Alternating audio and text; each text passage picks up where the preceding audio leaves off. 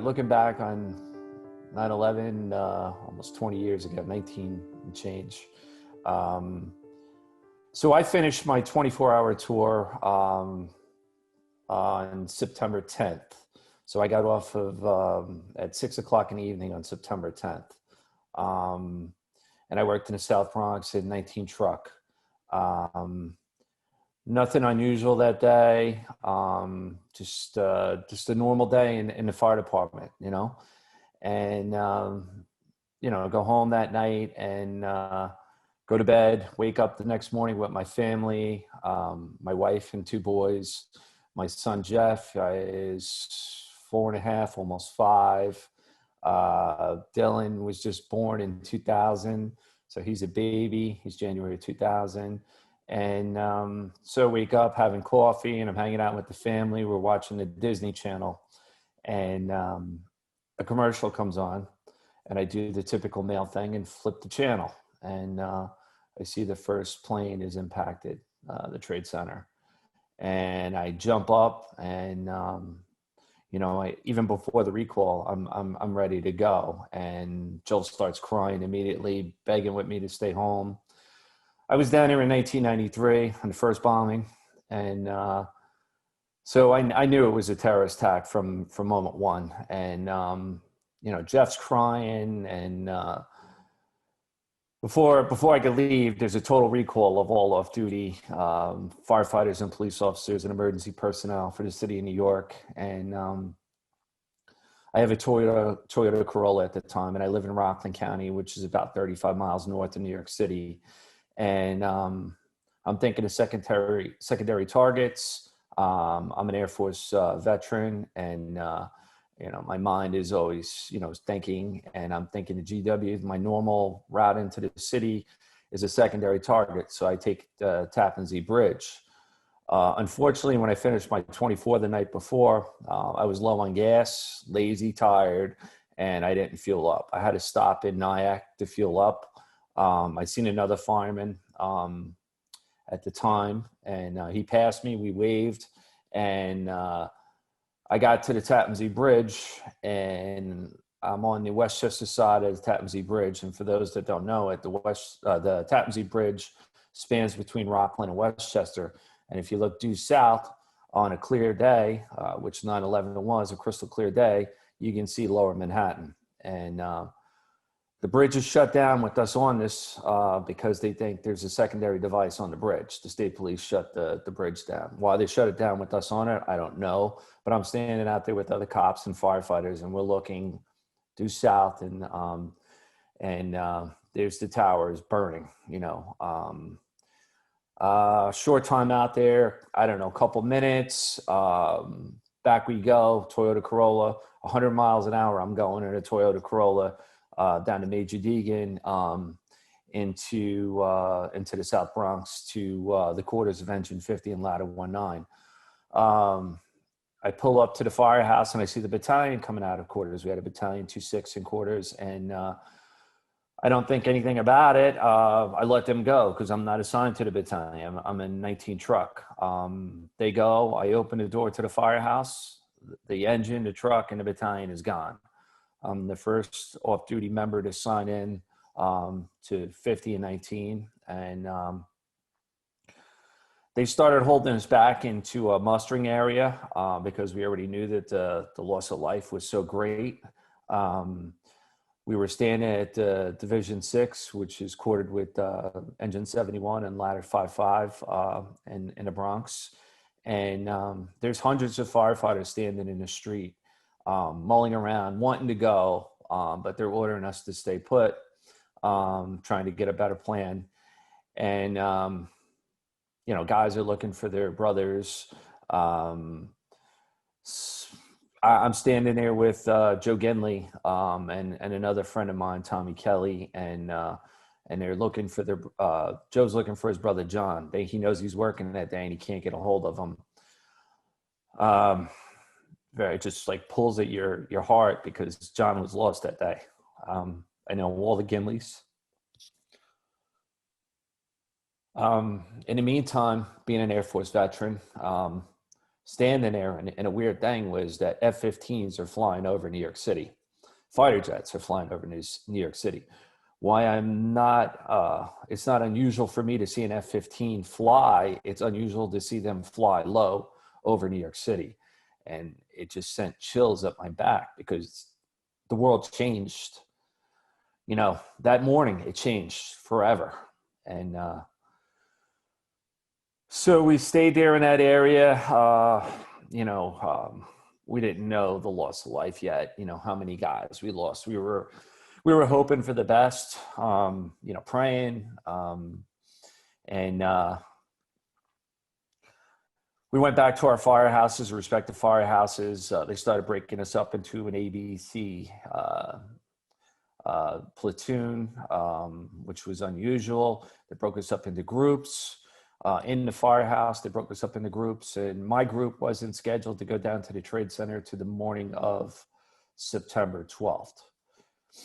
So I don't know, zero dark 30, as we say in the military, arrived at the Trade Center, and it was surreal to see what took place there. I was just down there probably the week before.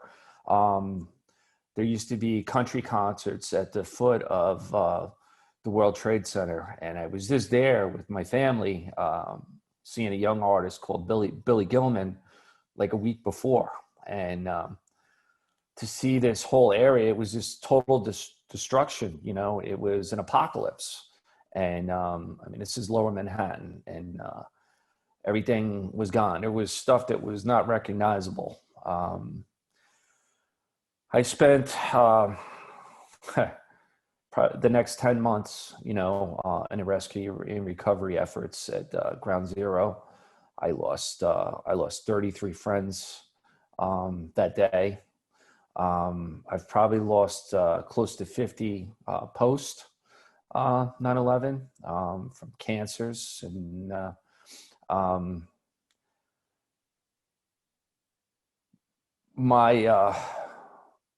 we lost 343 firefighters that day, and I'm not putting that above the loss of life. We lost almost 3,000 people that day, and they were murdered. And me losing 33 friends, and seeing the New York City Fire Department lose 343, and then 97 guys in the Special Operations Command. I threw my hat in the ring to help rebuild the Special Operations Command. They were looking for senior guys to move to the rescues and squads and hazmat. And I lost a personal friend, Tommy Foley, on 9/11, and they lost. Excuse me. They lost 8 guys in Rescue 3 that day. So I threw my hat in the ring, composed my resume,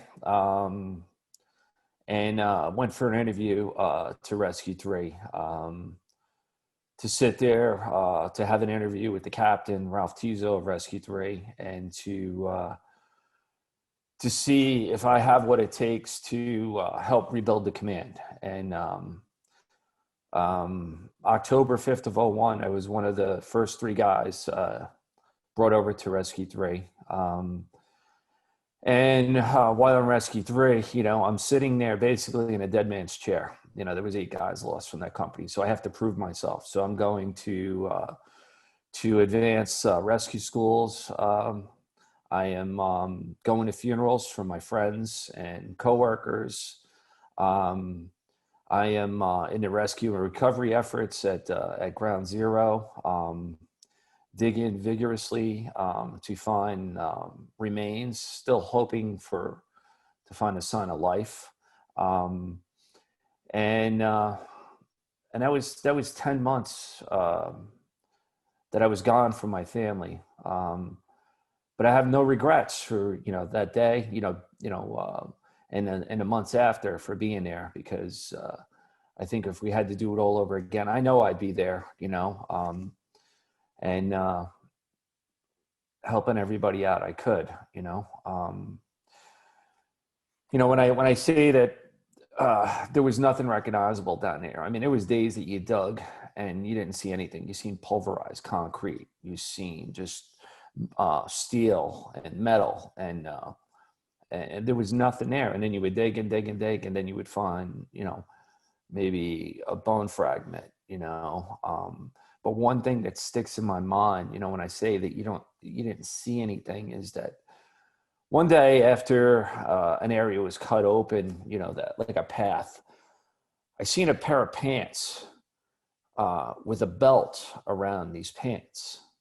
And it was kind of like hanging in the debris and twisted metal, but there was no body there. So like, it's just like etched in my mind, like what happened to this person? Like, who was that person? Um, Just something that stays, with me, but again, I have no regrets um, for helping out my country. It was several years later when you escaped death yourself in another horrendous situation for the FDNY called Black Sunday. Yeah. Again, I'm a lucky man. I lost a couple of my brothers that day, and John Ballou from 27 Truck, Curtis Myron, Lieutenant of 27 Truck, and we lost Richie Scalfani that afternoon in Brooklyn, and then we also lost Joey DiBernardo 6 years later from his injuries at that fire. But yeah, we were trapped. Basically, it was a 4-story building. But there was a below grade entrance, and so it's 5 stories. And several firefighters jumped because fire was at their back. And you look back to the World Trade Center, and there's divisions that everybody has, whether they were there in real time or they've seen it on the news of people jumping. And I'll tell you this: when fire's at your back, that's the worst thing that you ever want to have at you, and you will jump to escape that. And you just hope it's over real quick. Me, I was a lucky man, and I survived that day. But that's another story. But it's just horrific to think what those poor human beings went through that day on 9/11.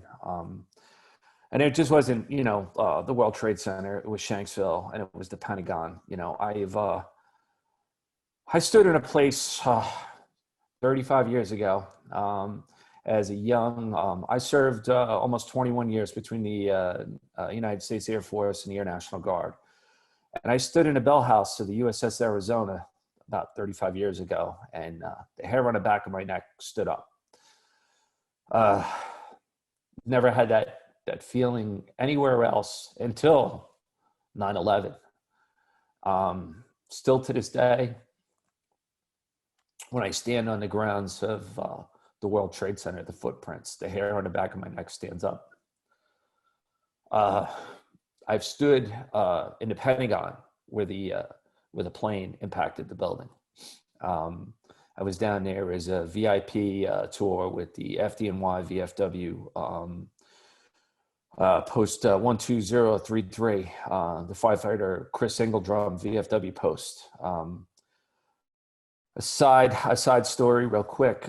Chris Engeldram of Ladder 61 in the Bronx, he was our first post-war or post 9/11 killed in action for FDNY. Chris was killed in 2004 in the War on Terror.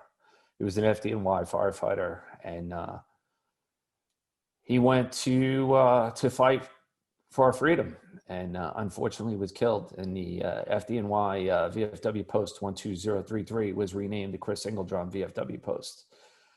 So we were down at the Pentagon with the post, and we stood where the plane impacted the building, and I could, and in my mind, I could see that plane coming across the belt and impacting the Pentagon, and the hair on the back of my neck stood up, and chills came over my body. just a crazy feeling. You know, when I walk around the World Trade Center, I've taken my boys there to tell the story of my friends. They say when we stop saying our friends' names that died, they're forgotten. I always tell stories of my friends that made the supreme sacrifice on 9/11. So I could walk around the footprints of the World Trade Center, and I don't have to look for my friends. They come to me. Um, it's like too real that, you know, you could see there's a name that just pops off. You know, I'll just say Kevin Brackett. You know, I played hockey with Kevin. 2000, he was my defensive partner in the Bronx Harlem Fire League. You know, names just pop off. You know, Bobby Spears, that was assigned to 50 engine, but he was on rotation in 26 engine. You know, I could go on and on and on. It's just a crazy, crazy feeling. And it's not one time. Like, I take my boys there to tell stories of my friends. We talk about Jerry Baptiste.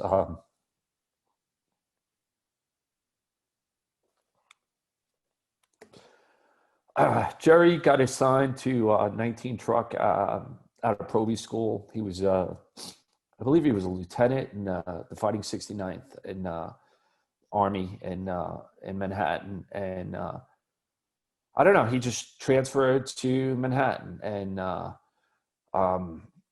for whatever reason, he wanted to change, you know, and me, I wanted to stay in the Bronx. And, you know, I loved the ghetto and helping people in the depressed areas and fighting the fires there, but he wanted to go to Manhattan.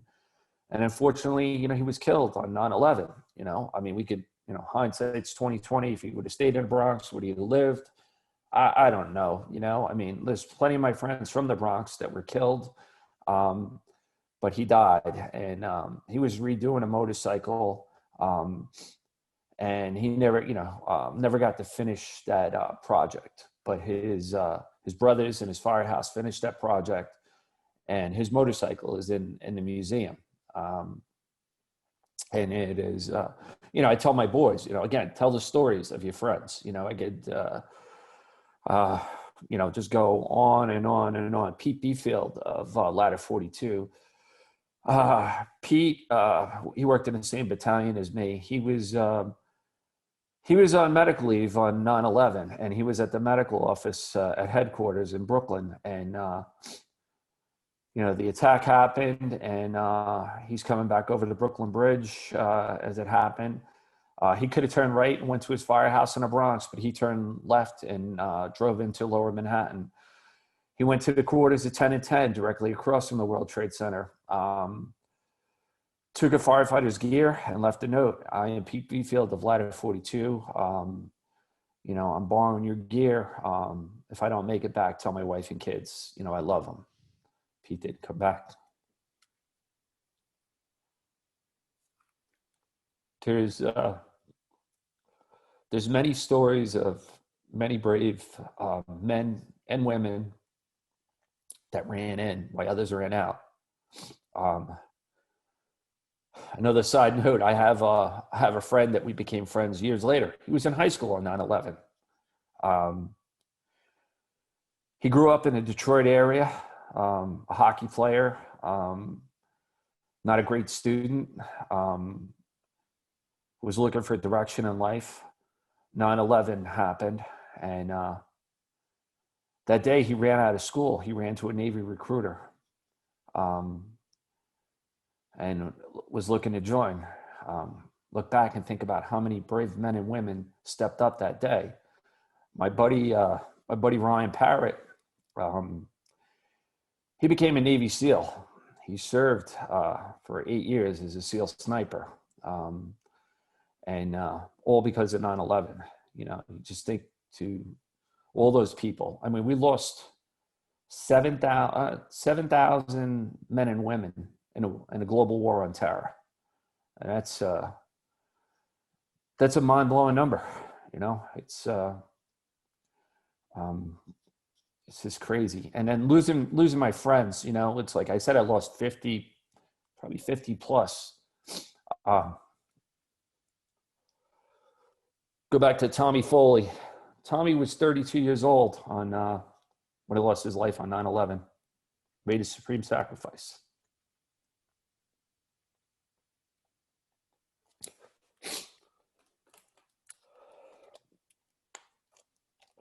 Along with 7 other men from Rescue 3.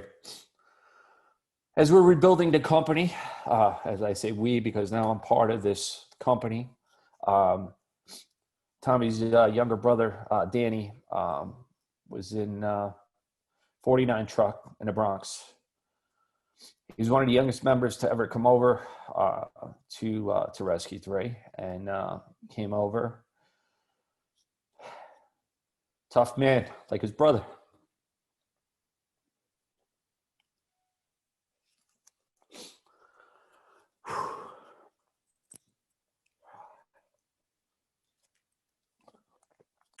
Excuse me, I'm so sorry.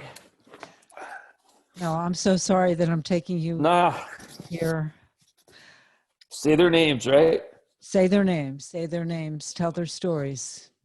So, anyway, Danny comes over, hardcore firefighter, made some high-profile rescues, proved himself in Rescue 3, carried on the Foley legacy.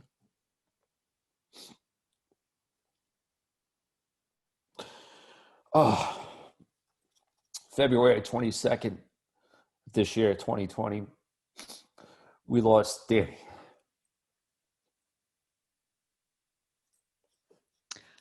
I was at his wake. I'm friends with his sister, and the Foley tragedy actually goes beyond Danny and Tommy. Their dad, who was looking for Tommy down at the World Trade Center when he was missing, also died of a 9/11 related cancer, and they lost their mom as well.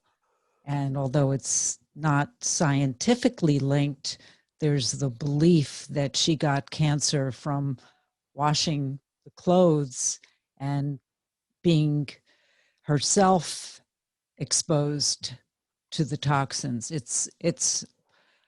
I have never heard of a family more impacted than the Foley family.